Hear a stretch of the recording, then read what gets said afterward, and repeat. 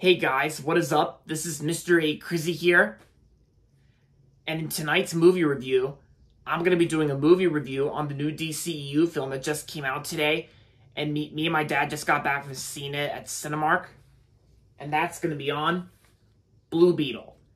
These are our tickets to Blue Beetle, and we both saw it today, and these tickets are going in my movie ticket collection.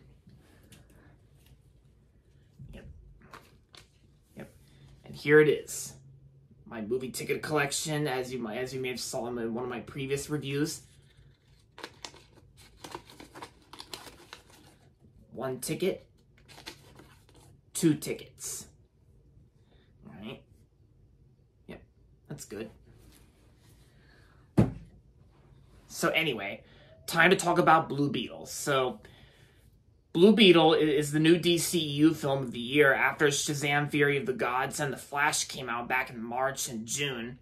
And so in this movie, it's about a guy named Jamie Reyes. Jamie Reyes suddenly finds himself in possession of an ancient relic of alien biotechnology called the Scarab. The Scarab that kind of looks like a beetle or something. It's like a robot beetle of some sort.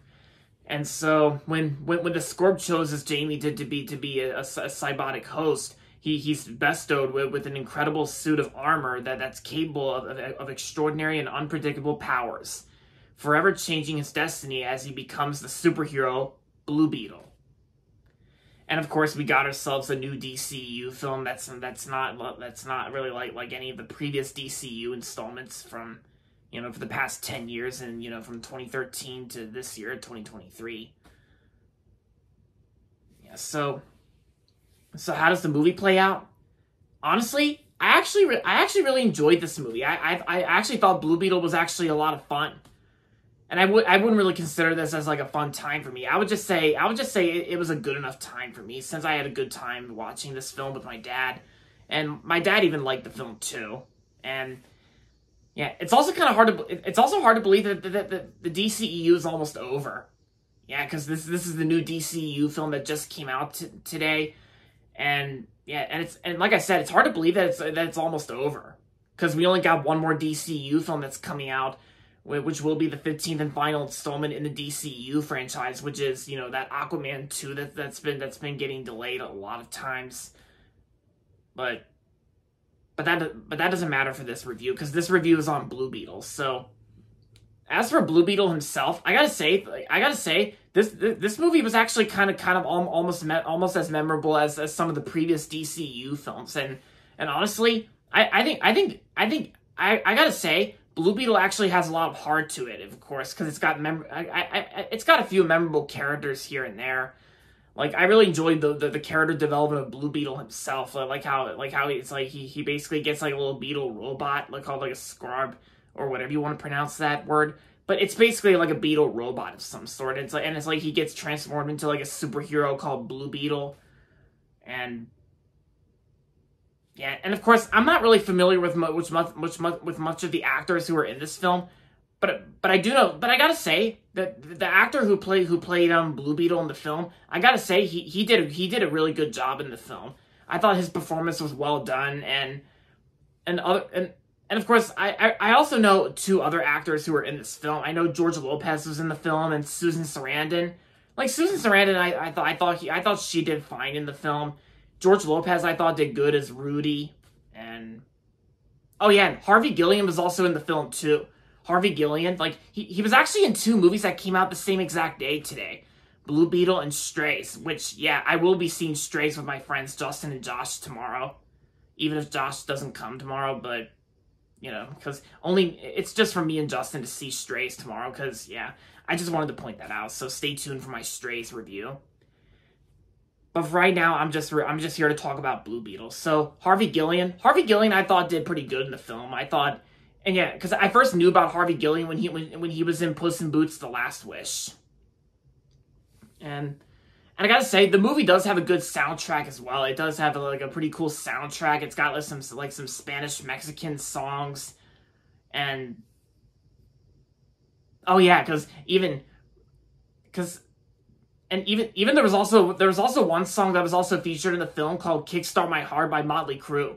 Yeah, my dad loves that song, and it was cool hearing that song in the film, and yeah, so yeah, "Kickstart My Heart." There was also a Spanish Mexican version of "Be My Baby" that was featured in like at the near beginning of the film too. Like there was actually like a Spanish version of "Be My Baby" by the Ronettes. That song was actually at the end of the horror film Barbarian. Yeah, one of my all-time favorite horror films of last year. Yeah, so "Be My Baby," and there's also yeah, the movie had a pretty good soundtrack, and it's got like, and George Lopez's performance was good, and yeah, and as for the like the actors, the acting is good enough. Like the acting was pretty good, and I gotta say that I think this is probably like probably like almost like this is probably going to be like the last good DCEU film for most of us who enjoyed the film, because from what I've been thinking about, I think the last DCEU film that did very well at the box office is actually the first Shazam from 2019, because Birds of Prey kind of did not do well at the box office when it came out in early 2020 in February that year. Yeah, Birds of Prey and Wonder Woman 1984 didn't do well either. Not even the Suicide Squad, the James Gunn Suicide Squad. And yeah. But yeah, so it's like newer DCEU films have been flopping lately because they haven't really been doing that well, because Shazam: Fury of the Gods didn't do well at the box office, and The Flash failed miserably, which we all know why. But regardless, this movie was actually still a lot of fun. Yeah, and of course the previews I got in front of Blue Beetle, it's like so weird that I've been getting the same exact old previews from before, from the previous 2 screenings that I got. But the last preview they actually played was actually My Big Fat Greek Wedding 3. I mean, the second movie I thought was all right, and I also like the first My Big Fat Greek Wedding as well. But me and Dad are just going to skip seeing the third movie in theaters, because I want to focus on going to the 2023 Baltimore Comic-Con next month and meet 2 voice actors who worked on Nightmare Before Christmas, Chris Sarandon and Ken Page. Ken Page also worked on All Dogs Go to Heaven as well, but yeah. But aside from all that, overall, Blue Beetle was a great movie, and I'm going to give Blue Beetle 4 stars out of 5. So yeah, the movie just came out today, and if you're interested in checking it out, then I recommend checking it out. I recommend going to see it. And if you want to go see Strays, which I will be seeing tomorrow, then I say go and see Strays if you want, if you're interested. So, but like I said, stay tuned for my Strays review, since I'll be seeing it tomorrow morning at 11:30. So there you have it, guys. That's going to be it for my movie review on Blue Beetle. And that's going to be it for this video, so make sure to give this video a thumbs up and subscribe to my channel if you haven't yet. And as always, thanks for watching, and until next time, this is Mr. A. Crizzy saying, goodbye everybody, and that's about it.